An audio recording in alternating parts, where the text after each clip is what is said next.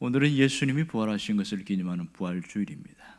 예수님은 십자가에 돌아가신 날은 안식일 전날이었습니다. 그러니까 금요일 날 오후에 돌아가셔서 아리마대 요셉의 새 무덤의 장례식을 치르게 되었습니다. 오늘 일절에 보면 이렇게 나옵니다. 안식 후 첫날 일찍이 아직 어두울 때에 막달라 마리아가 무덤에 와서 돌이 무덤에서 옮겨진 것을 보고 그렇게 이야기합니다. 오늘 본문에 보면 한 여인이 부활하신 주님을 확인하러 온 장면이 보이고 있습니다. 아니, 부활하신 주님을 확인하러 왔다기보다는 예수님 시체에 향품을 바르고 왔다, 이것이 더 정확하겠죠. 안식 후 첫날 이른 아침에 예수님의 무덤을 찾아왔는데 깜짝 놀랄 만한 일이 생기게 되었습니다. 그것은 무덤이 열려 있었기 때문에 그렇습니다. 11절을 보면 이렇게 말합니다. 마리아는 무덤 밖에 서서 울고 있더니 울면서 구부려 무덤 안을 들여다보더니, 지금 마리아가 울고 있습니다. 왜 울고 있죠? 무슨 사연 때문에 울고 있는 겁니까? 오늘 본문에 보면 울고 있다는 말이 무려 4번씩이나 나옵니다. 제일 먼저 무덤에 도착했을 때에 무덤 밖에서 울고 있었습니다. 그리고 무덤 안을 들여다보면서 또 울었습니다. 무덤 안에서 천사를 보고서 울고 또 울었습니다. 왜냐하면 예수님의 시신이 보이지 않았기 때문에 그렇습니다.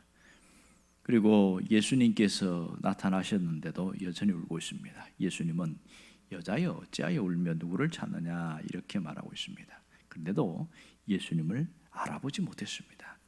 성경이 보면 동산직인 줄 알았다 이렇게 하면서 계속 울고 있는 것이죠. 여기서 참 이해할 수 없는 일은 바로 이 점입니다. 왜 예수님을 알아보지 못했을까요? 예수님의 음성을 몰랐기 때문입니까? 이 마리아가 어떤 여인입니까? 그는 평생 예수님을 섬기기로 결심했던 여인입니다.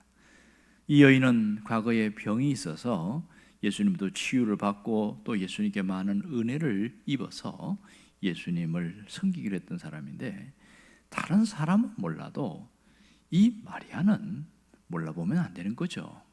만일 예수님이 이 장면을 봤을 때 얼마나 답답했겠어요. 인간적인 모습으로 온다 보면 섭섭할 수도 있는 일입니다. 그러면 마리아가 왜 예수님인 줄 알지 못했을까요? 왜 이런 일이 벌어진 거죠? 성경에 보면 그 이야기에 대해서 자세히 나오고 있습니다. 9절에 보면 이렇게 나옵니다. 그들은 성경에 그가 죽은 자 가운데에서 다시 살아나야 하리라 하신 말씀을 아직 알지 못하더라 이렇게 이야기합니다. 이게 이유였습니다. 성경은 죽은 자 가운데서 이 주님이 살아난다고 하시는 말을 이들이 몰랐다는 거예요. 제자들도 마리아도 몰랐다는 거예요. 그러면 그들의 상태가 어떻다는 겁니까? 부활 신앙이 없었다는 거죠. 보고도 몰랐다는 것은 그들에게 부활에 대한 분명한 확신이 없었습니다. 그런데 예수님이 살아계실 때 평소에 부활에 대해서 거듭거듭 강조한 일이 있잖아요. 요한복음 11장 25절에서 26절을 보면 나는 부활이요 생명이, 나를 믿는 자는 죽어도 살겠고, 정확하게 이야기를 하고 있습니다. 주님은 나사로가 부활했을 때에 분명하게 강조하고 있습니다. 또한 요한복음 2장 19절에도 보면 성전을 헐라 내가 3일 만에 다시 세우리라 이렇게 이야기합니다. 주님은 거듭 부활에 대한 얘기를 하시면서 친히 보여주셨습니다. 누구를 통해서? 가장 가까이는 나사로를 통해서 보여줬고, 또 해당장 야이로의 딸을 통해서, 나인산 과부의 아들을 통해서, 거듭 그들이 살아나는 모습을 통해서 주님도 부활할 것을 간접적으로 말씀하셨습니다. 주님은 제자들에게 부활 신앙을 갖기를 원하셨던 거죠. 그러나 그들은 부활 신앙이 없었습니다. 이 부활 신앙이 없는 것은 마리아도 마찬가지였습니다. 부활에 대해서는 소경이고 기머거리 상태에 있었다 이렇게 볼 수 있습니다. 부활의 예수님은 그녀의 눈과 귀를 다시금 열어주시다는 것이 놀라운 축복입니다. 이 마리아는 영성은 없고 이성만 있었기 때문에 부활의 주님을 몰라 뵀습니다. 그러나 주님이 그녀의 영성을 일깨워 주십니다. 주님은 믿을 수 있도록 그렇게 해주셨고, 영성을 불러일으켜서 주님인 것을 확실히 알겠습니다. 주님은 마리아에게 자신이 부활한 것을 공개하셨습니다. 이 부활을 믿게 하는 이유는 뭐냐면 바로 부활의 정인이 되라는 것, 오늘 17절에 나오는 것처럼 사명을 주셨다는 것을 알아야 됩니다. 오늘 17절에 보면 이렇게 나오고 있습니다. 예수께서 이르시되 나를 붙들지 말라. 내가 아직 아버지께로 올라가지 아니하였노라. 너는 내 형제들에게 가서 이르되 내가 내 아버지 곧 너희 아버지 내 하나님 곧 너희 하나님께 올라간다 하라. 이 얘기를 분명히 하고 있거든요. 이것이 마리아에게 준 사명이었습니다.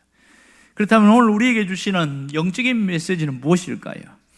부활신앙이 없는 자는 구원도 없다. 이것은 공개적인 메시지입니다. 부활신앙이 없기 때문에 구원받을 수 없는 것은 당연한 일이겠지요. 또한 천국에 대한 기대감도 없고 교회 봉사나 헌신이나 이 신앙생활 자체가 무의미해진다는 거죠.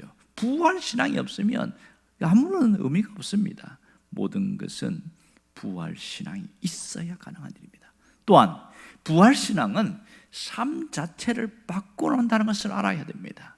삶 전체가 다 바뀝니다. 마리아나 제자들이나 그들의 삶이 확 바뀌었어요. 무엇 때문에? 부활신앙 때문입니다. 이 부활신앙은 그 사람의 인생 전체를 바꾸는다는 것을 분명히 알아야 합니다.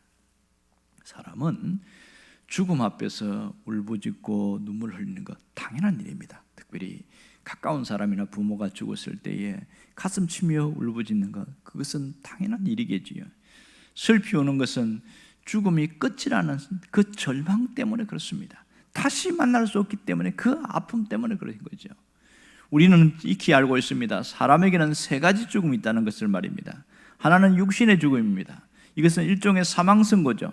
모든 사람이 가는 일반적 죽음을 말합니다. 또 하나는 영혼의 죽음이 있습니다. 이것은 불신 상태에 있을 때, 믿지 않을 때입니다. 세 번째 죽음은 영원한 죽음입니다. 지옥에 던져지는 것, 이것이 영원한 죽음이다. 이렇게 이야기합니다. 사람이 죽음 앞에서 울부짖는데 단순히 이별의 슬픔 때문에 울부짖는 사람들이 대부분입니다. 하지만 그 사람의 영혼을 놓고 가슴치며 울부짖는 사람은 많지 않습니다. 정말 무엇 때문에 울부짖어야 할까요? 이 영혼이 구원받지 못한 것, 이것에 대해서 안타까워서 울부짖는 이것이 우리가 가져야 될 신앙인의 자세라고 할 수 있겠지요. 정말 우리가 슬퍼해야 될 것은 부활 없는 죽음의 모습입니다. 예수님은 말씀하셨습니다. 한 사람은 영생의 부활로, 한 사람은 심판의 부활로 임한다. 이런 얘기를 하고 있습니다. 그러므로 우리는 모두가 내 주변에 있는 사람이 영생의 부활로 갈 수 있도록 해야 하는 그것을 가슴 깊이 새겨야 합니다. 여러분은 부활에 대하여 어떤 신앙을 갖고 있습니까? 예수님의 부활을 확신한다면 어떻게 해야 됩니까? 부활 신앙으로 나를 무장시키는 것이 대단히 중요합니다. 부활 신앙이 없으면 살아도 죽은 자요, 그대로 죽으면 영원히 멸망할 수밖에 없습니다. 피할 길이 없다는 것, 그건 우리가 익히 알고 있습니다.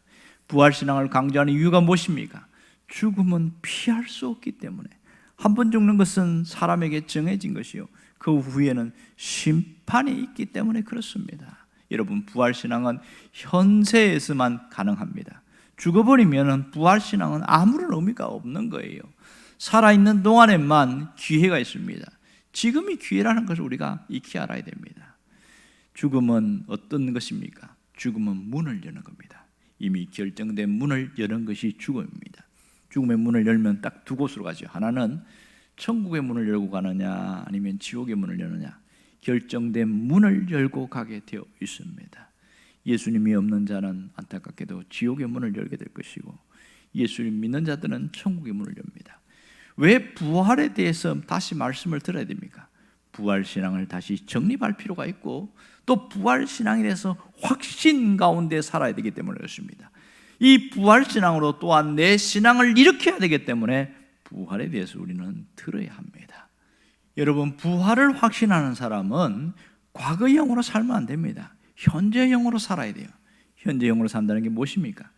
지금 내 삶에 두려움이 있고 어려움이 있을 때 그것을 부활신앙으로 헤쳐나가는 것이 현재형의 삶입니다. 여러분, 부활신앙은 모든 두려움을 깨트려버리고 죽음의 권세를 무너뜨린다는 것을 알아야 합니다. 그렇게 믿고 살아가는 것이 현재형의 신앙입니다. 혹시 여러분 가운데 두려움이 있다면 그 두려움을 무너뜨릴 수 있기를 바랍니다. 부활신앙으로 다 이겨낼 수 있기를 바랍니다. 하나님은 오늘 우리가 어떤 모습으로 살기를 원할까요? 우리가 부활의 증거자가 되는 일입니다. 하나님은 부활의 증거자로 우리를 세우셨습니다. 교회가 세운 게 아니라 예수를 믿고 부활신앙을 가졌을 때부터 하나님이 우리에게 부여하신 사명입니다. 부활의 증거자로 사는 그 사명을 붙들고 가기를 원합니다. 예수님의 부활을 믿는 자는 자신도 부활할 걸 믿어야 됩니다. 자신의 부활을 믿는 자들은 부활의 증인으로 부활의 증거자로 살아가야 합니다. 이 부활신앙으로 사는 것은 현세와 내세의 상급이 있습니다. 어떤 상급이죠?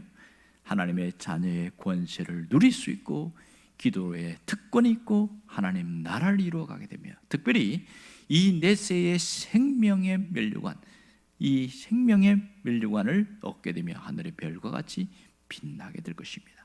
여러분이 그 주인공이 되기를 주의 이름으로 축원합니다. 기도하겠습니다.